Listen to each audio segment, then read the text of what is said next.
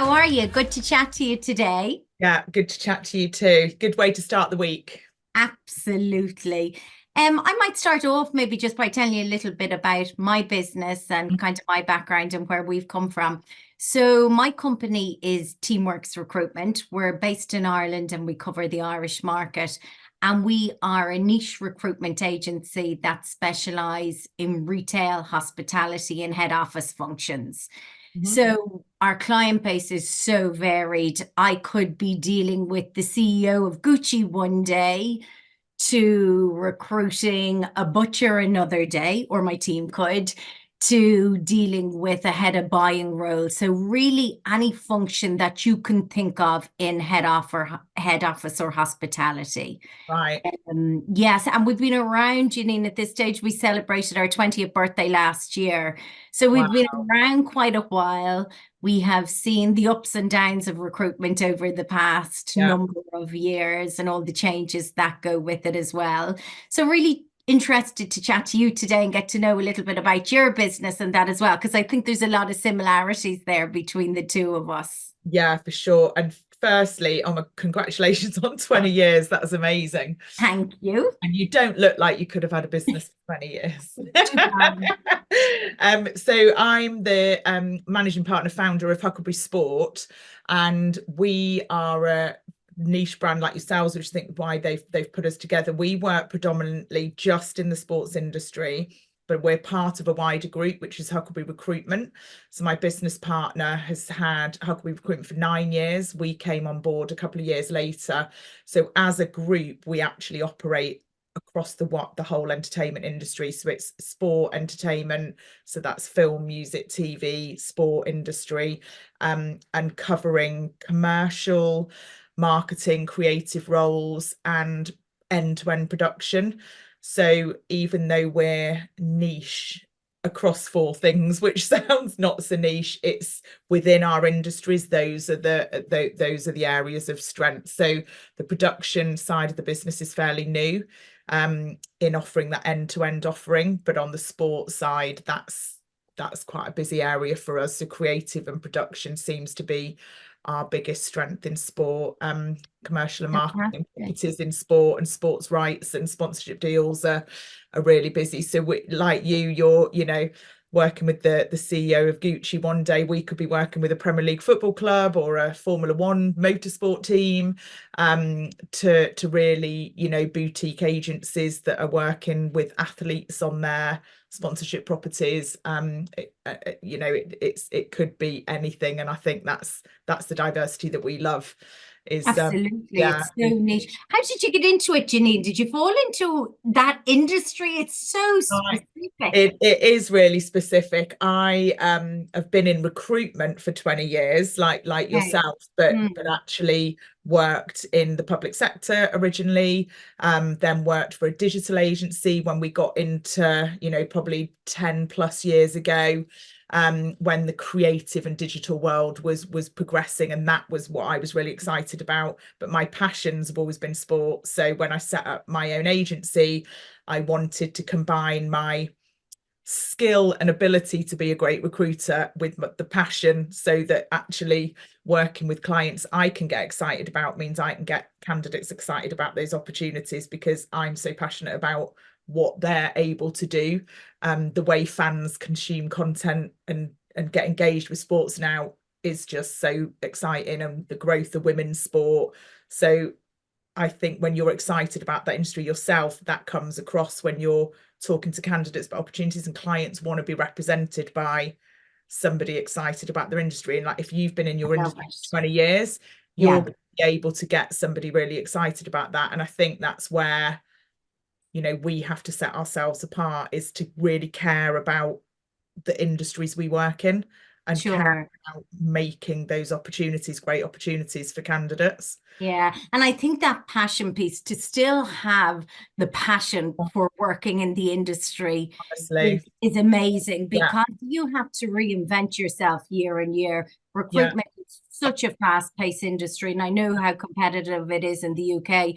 We're based in Ireland, but you Yeah. constantly have to be evolving. And it's Yeah. one thing I learned in TRN over the past year or so, is that you have to always be looking from the outside in. What are your clients seeing? What are your candidates seeing? Yeah.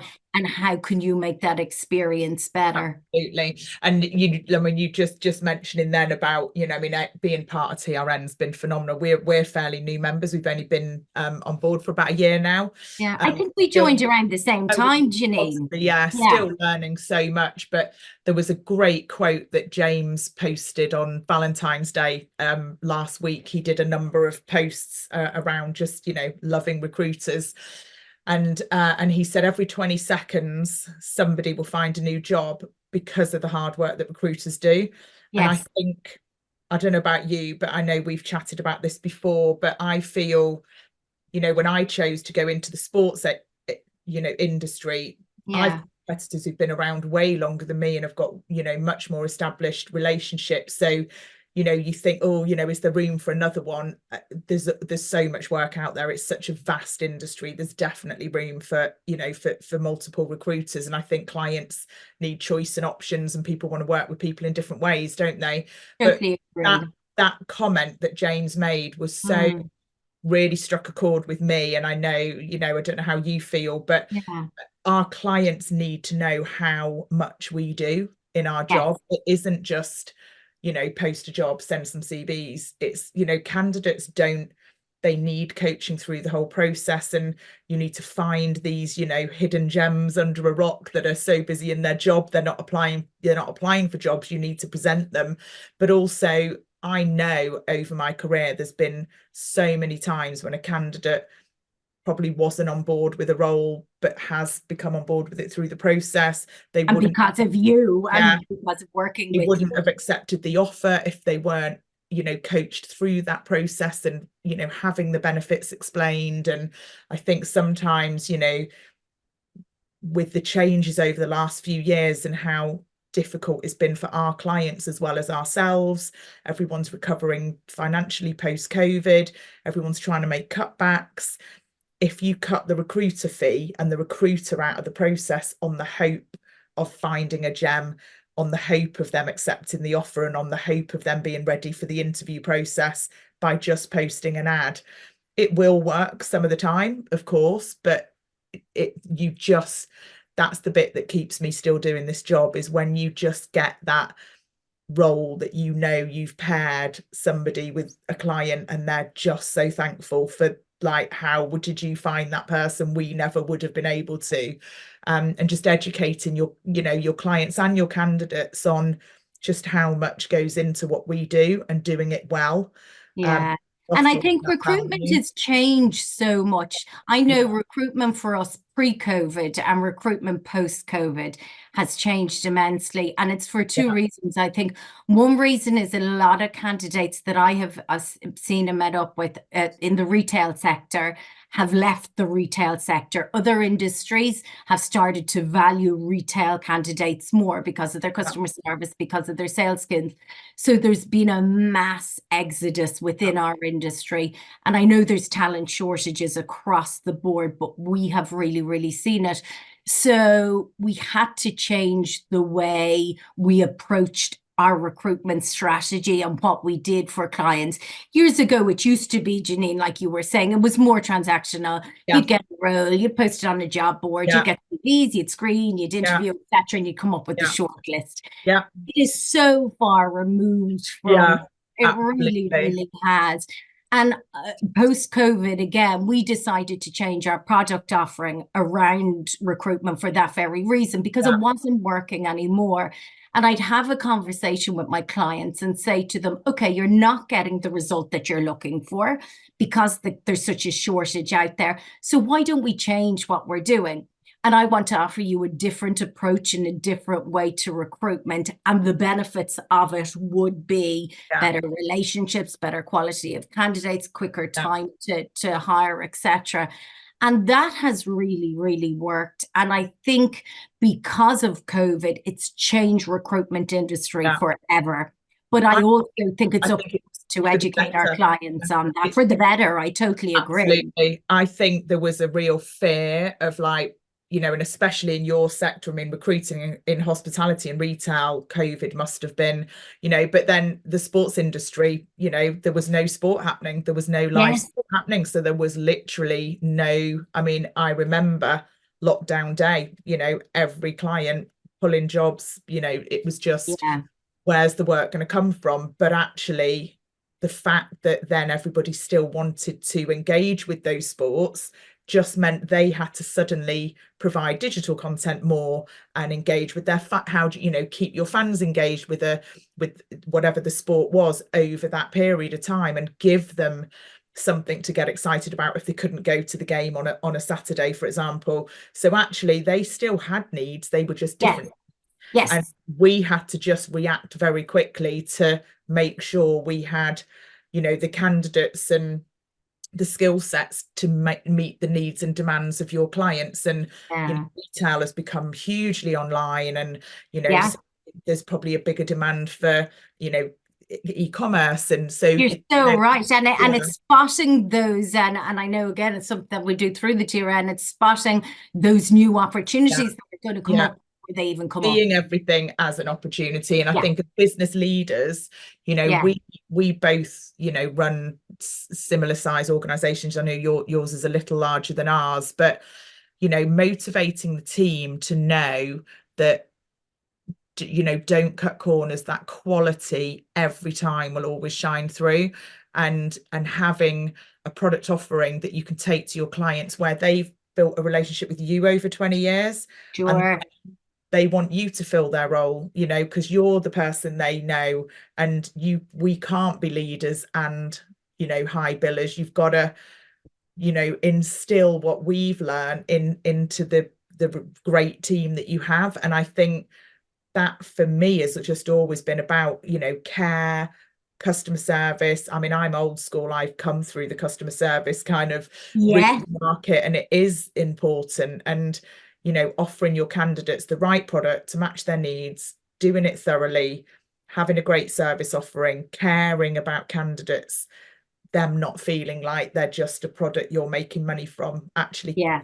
career choices for people. And you want to Sure. be on that journey with them and understand what's going on in there, you know, what are their motivations. It's some people it's money, some people it's hybrid working because they've got a young family, sometimes it's not hybrid working because they've got a young family. Exactly. They want to get away. Tell me this, in terms of, you mentioned about your team, has the way you manage the team, is the way you're working with your team, has that changed over the past 18 months? Because I know with us, we were very lucky in that we always worked hybrid. Before Yeah, COVID, we were working parents, and it was one of the benefits I suppose I offered people who came to work with me. Everybody had a home office setup. So it wasn't a huge transition for us, right. but I know for some teams it was moving to that hybrid way of Yeah. working. How have you found it, Janine? Do you know, looking back now, I think, I mean, we were full office based.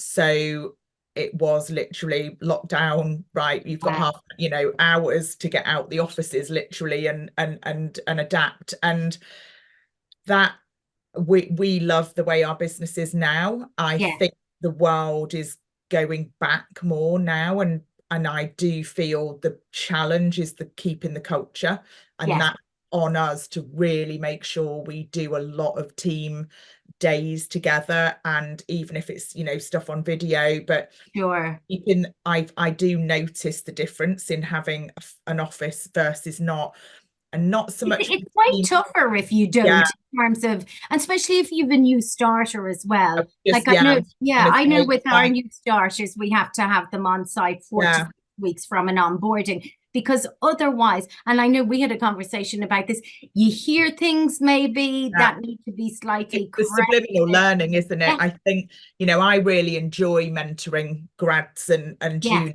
members of staff. I think that I get a lot of satisfaction from that personally, but also I think it's to give people a route into the industry. And yeah, and it's actually the grads and the more junior members that I probably feel have been affected more, because yeah, there aren't so many jobs for them to get into, because if it's a fully remote business, who are you learning from? So they can only really join the organizations where it's office based, or at least 3 to 4 days a week office based. We were fully remote, but we have a base in London that we use to work from as well. So we have a mix, but some get together more than others. We also have one particular client who we work for fully retained. So we actually use their office. So the consultant who is on that account actually works from their office more than meeting me, because they need to see that client more than they need to see me. So it is, and it can be quite industry related, can't it? Yeah. I mean, somebody who's in tech or maybe IT or that, I feel they don't need to have that same interaction as a service focused industry. For us, so much is about the culture of the businesses that we're recruiting for, all those things that aren't on a job spec. And I feel with my consultants as well, with all of them, they have to have work in the industry that we recruit for too. But I feel, and maybe that's because I'm that type of person, face-to-face for me is so key. I just think it's so tough to build those relationships and to make yourself that little bit different unless you get in front of a person. I think as well, the culture, understanding your client's culture is key to putting the right person in there. So, you know, it's enabling your team the freedom to go and do site visits, go and sit with the client for the day, go and taking briefs in person, all of those things that mean you can actually explain the office setup and the culture to the candidate you're speaking to. And the more knowledge you have, the easier the job is, right? If you can I think we're good old-fashioned recruiters, Janine. I know. Basics. I mean, because a lot of the recruiters in business now who've come into the industry over the past couple of years, those basics, the business development, that getting in front of clients, it hasn't been as important. And I know for us, when we're going out now as directors or leaders of that in the company to client visits, we're always taking somebody who's more junior with us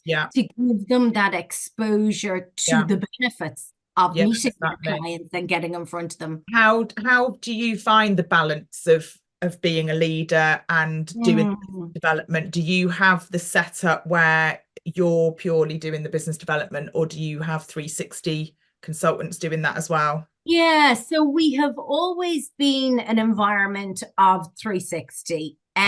But over the past 6 months, we've moved away from that a little bit more as the team grew.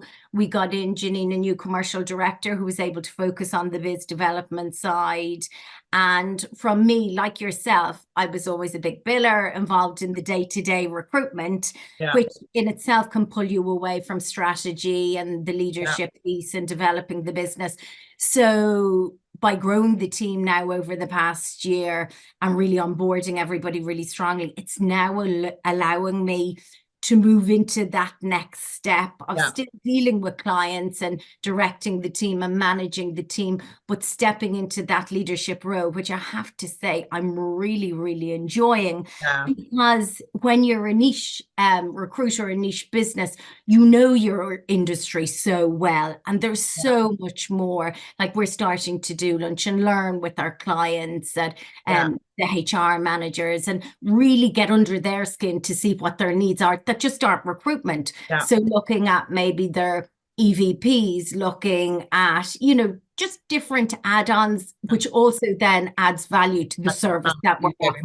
We're becoming partners. We're embedding ourselves into that partnership model rather than being an agency. And I think that's the thing, is that, you know, whilst I feel our job is probably at least takes twice as long, if not more, just comparably to, like you say, the days where you used to just send a few messages out, somebody would reply, or you'd put an ad out, and we headhunt only. But I feel it's so much harder. You have to reach out to so many more people.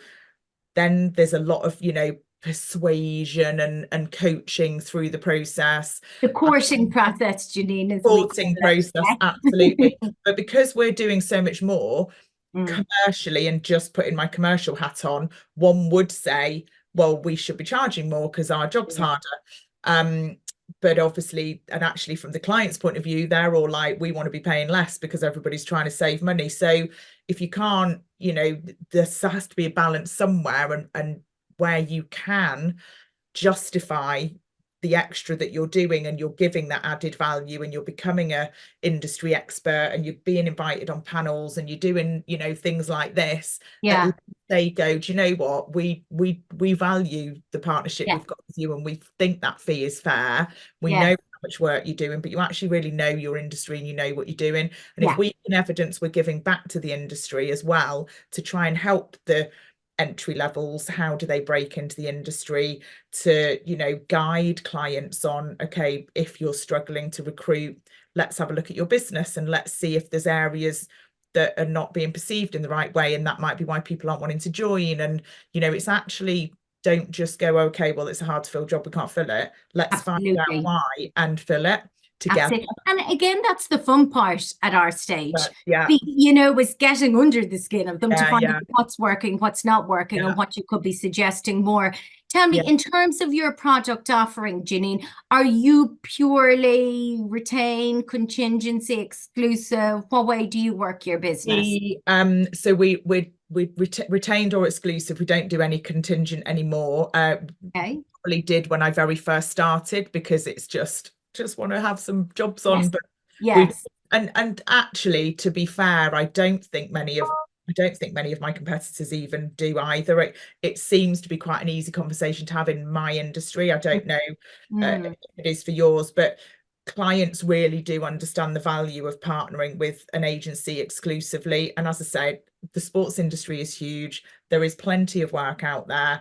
And when we lock a client in exclusively on a job, it's a job by job base. So they don't, you know, it's just, if we pitch because we've know people with that skill set and we know we can fill that job for you, we just don't, it's counterproductive working with 3-4 other agencies all on the same job.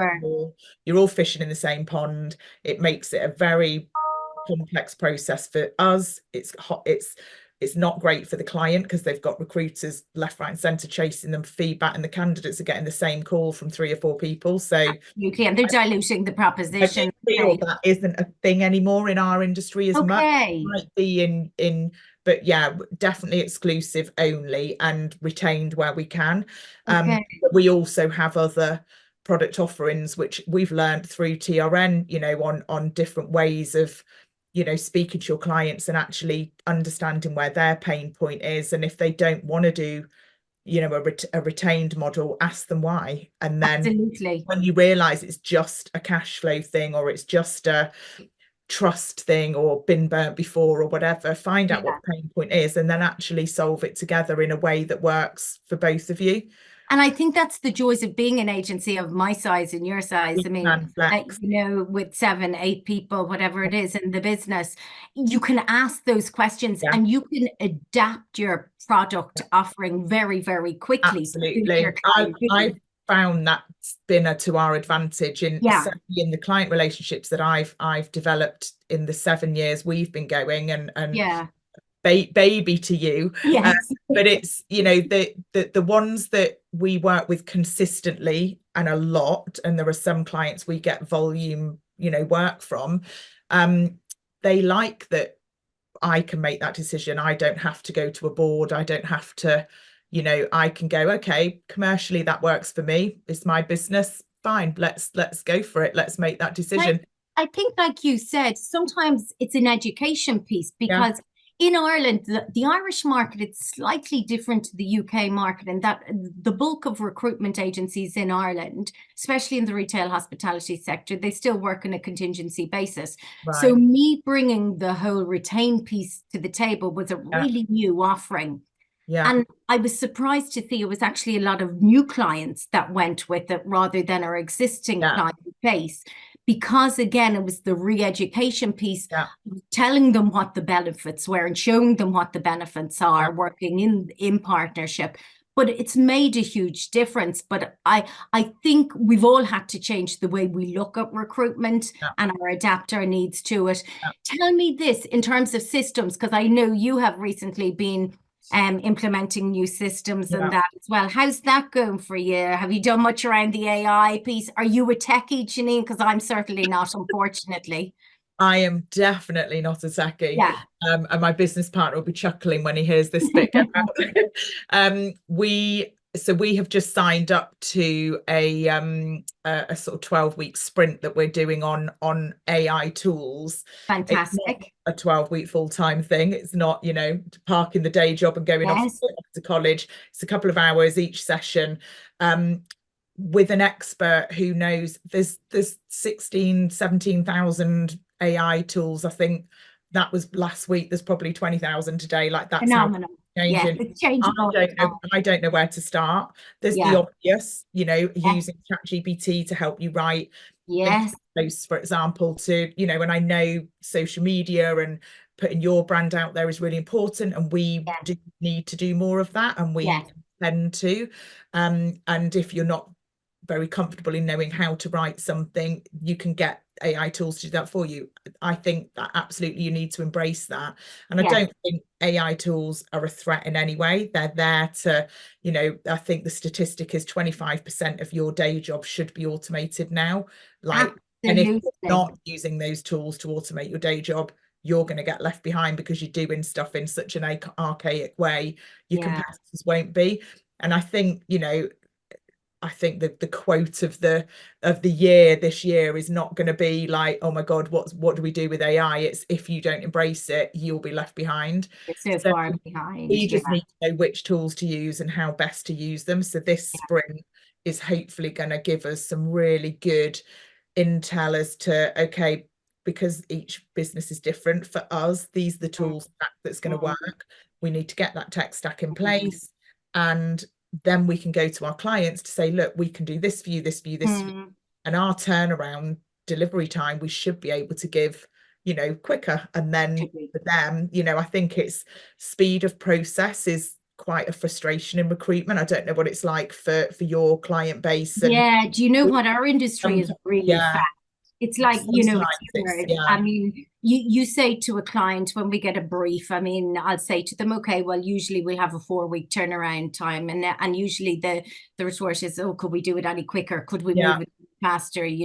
One thing that I've learned around the whole AI piece, not coming from a technical background, is the information and the knowledge is out there. So if I don't have it, I'm going to find it and can support myself with that information through a third party or that as well. I used to feel as a business owner that I needed to know all of these things myself. Over the years, I've started to learn absolutely you don't have to. You recruit for them in your team at a more senior level, or if you can't, go externally and get that information, and especially around the AI piece. Absolutely. And I think with AI as well, it was, I'd always thought, well, you can just Google things, right? If you need to know something, and doesn't AI do the same? AI knows everything out there, but a Google search will only give you what you ask it to give you, but you don't actually know what you don't know yet. Whereas AI will actually be feeding you, and that's what's exciting is, I don't know what I don't know yet, but I'm going to find out over the next 12 weeks, and it's really exciting. Absolutely. I'm excited to hear about that. But it's also the time it saves. For me, if I was doing an industry piece or something like that, and I had to write it from scratch on top of the day job and top of the team, etc., all the other great bits that come with it, it would take me a couple of hours.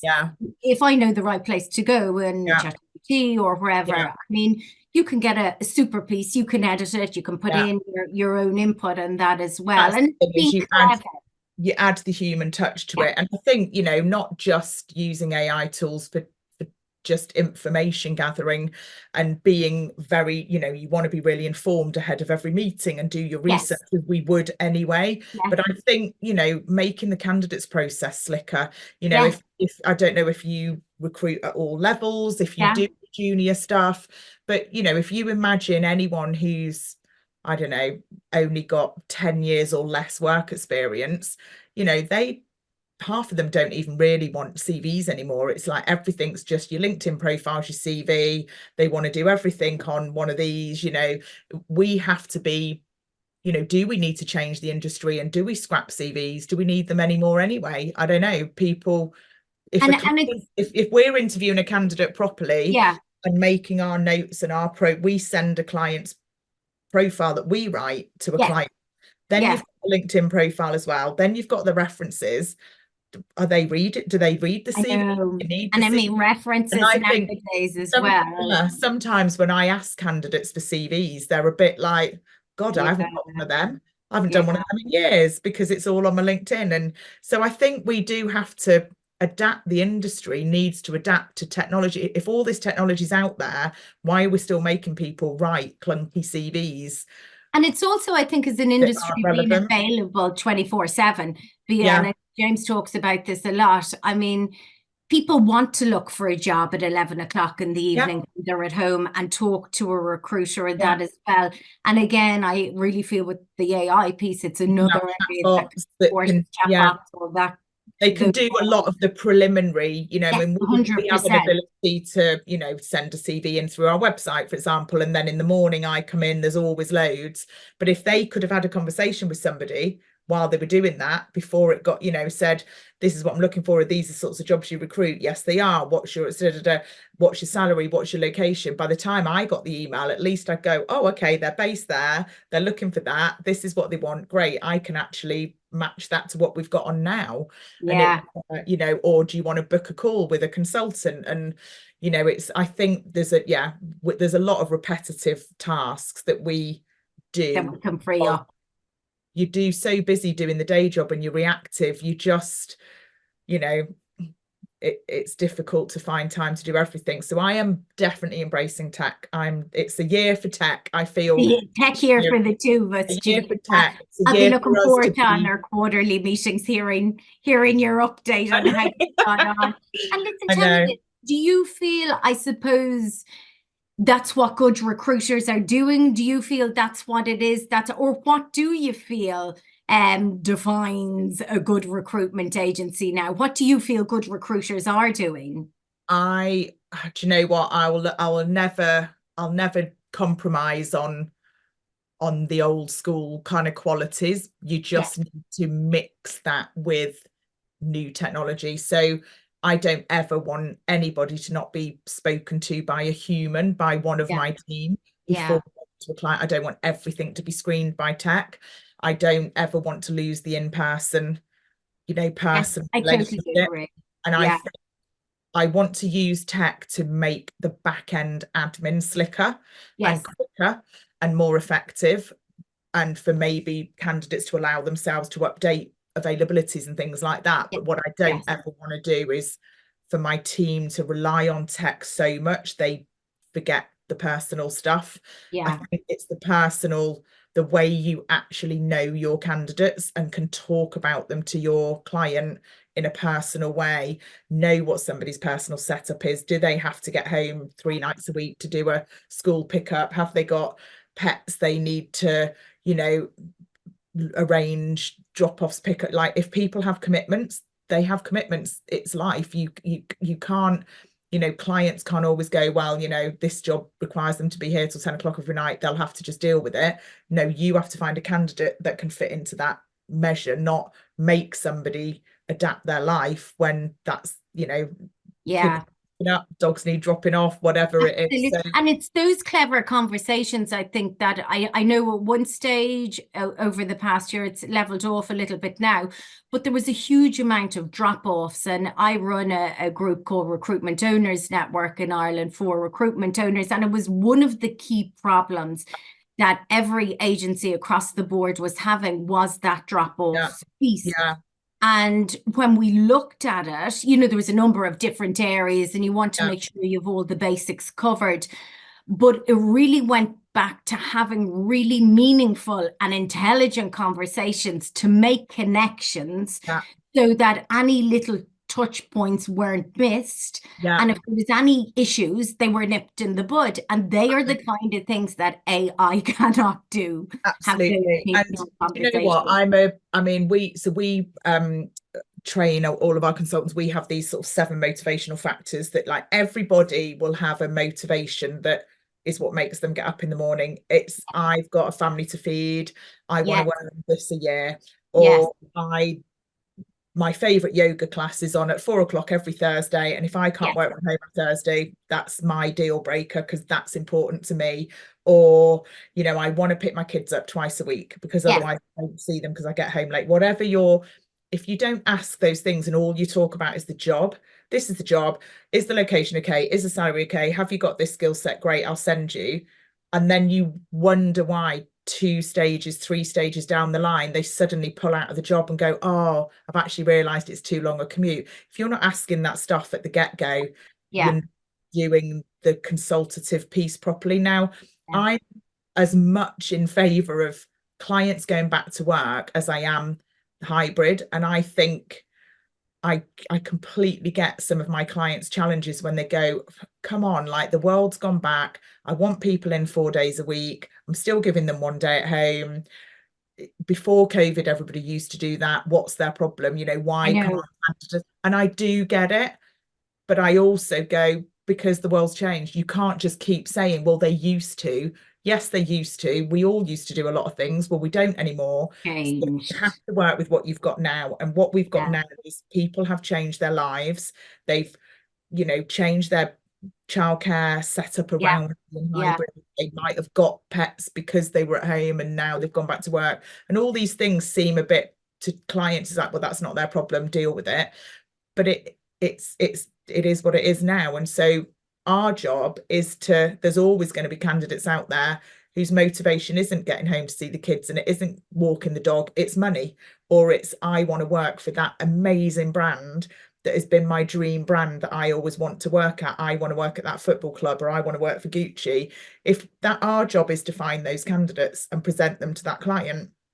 And if there is a really cool, flexible working setup, great, then it suits those candidates as well. yeah, But just because somebody won't go to an office 4 days a week, or they can't work before 10 a.m., doesn't mean there aren't any jobs out there for them. We I just have to know. match properly and not Exactly. push people through processes where they're going to fall out anyway. They're going to get to the final stage and not accept the offer. So, you know, our job is to kind of really push those buttons and be like, and that's the human element, I think, that Yes, technology will never be able to do, is because it's very much answer a question, yes, no. Are you open to hybrid, or are you open to being on site 5 days a week?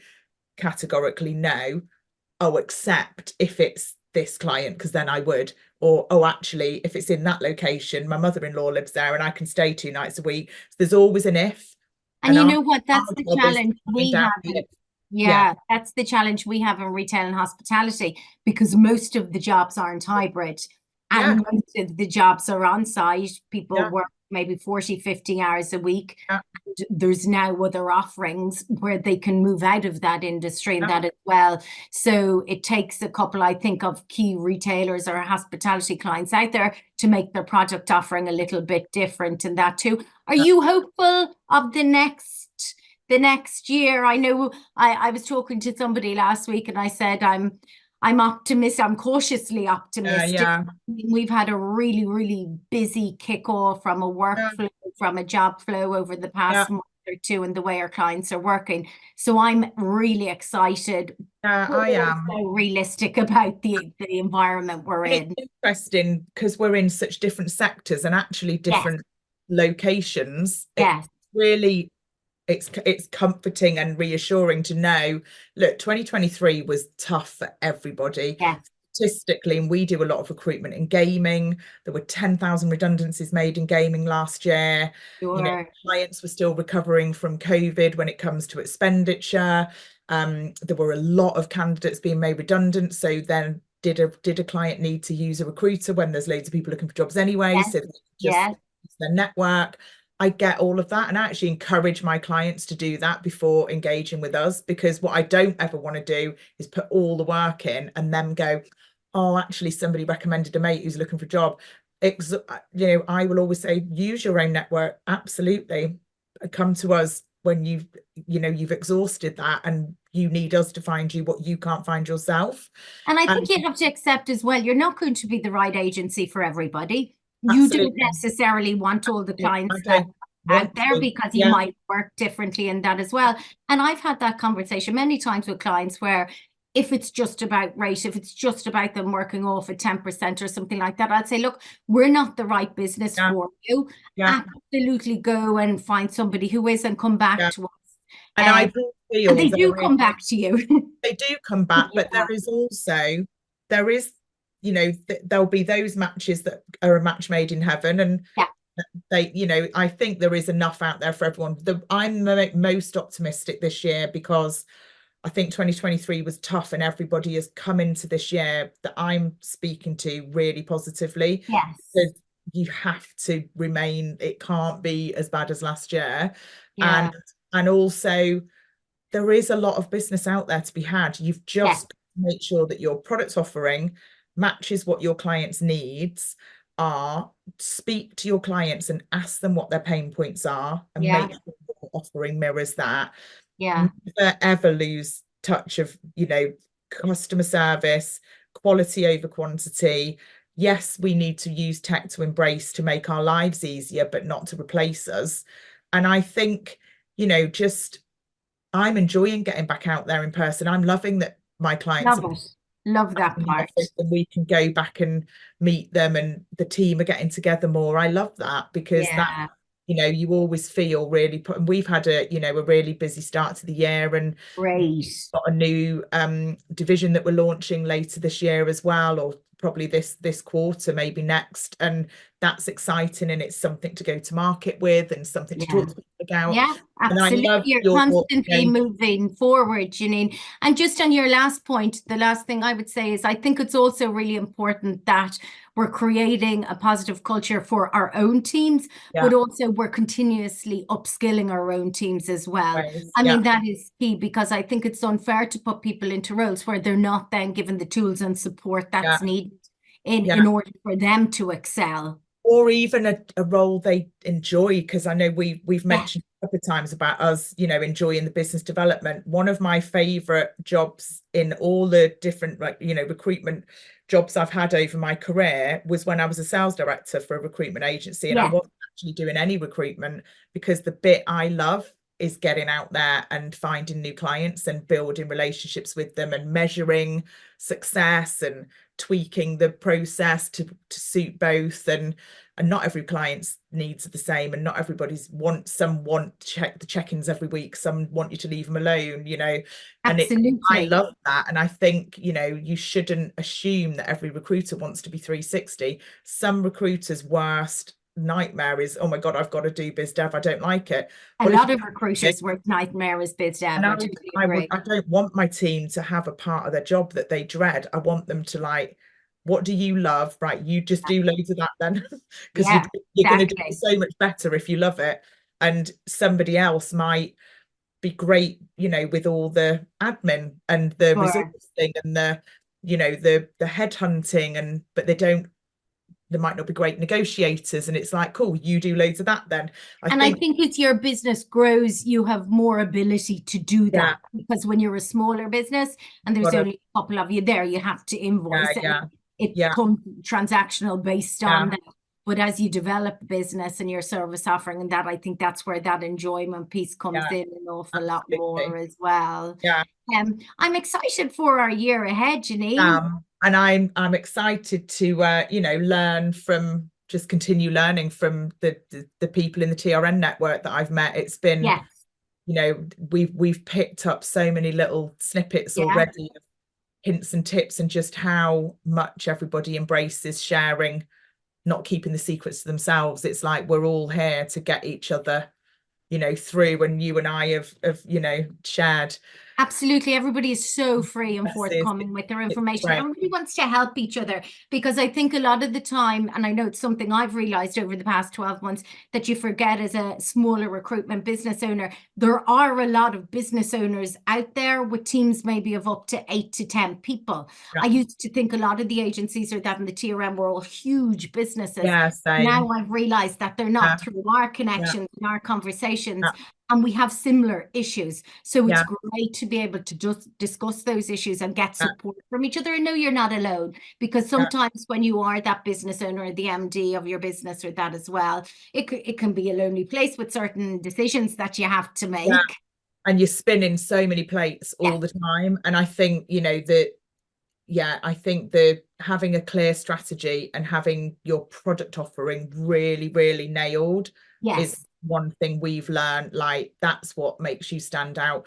When you're speaking to clients and you're very clear about what you offer and what you don't offer is just as important. Yes. But even when I tell people that I'm investing in being part of this network, you know, and that's, you know, a financial investment as well as a time investment, they know we're serious. Absolutely. You know, they know we really want to be at the best we absolutely can. Yes. We're constantly learning. We embrace change. Yeah. You know, and that goes down into your team then as well. Like you're saying, having a clear vision and knowing your product offering, then your team know exactly what it is you're doing or not doing, and that too. And I think that's so important also, and it's really important to clients. I mean, I think me and you could talk for 2 or 3 hours. We could. Maybe we'll get invited to do a part. Who knows? A part 2, exactly. And hold ourselves account, see if we've done any of this. I love it. I'll be looking forward to meeting up with you at the summer retreat. Yes. Yeah, I will be there. Look forward to it. And great to hear all about the business, and good luck with the year ahead. Exciting times. Likewise. And you know where we are.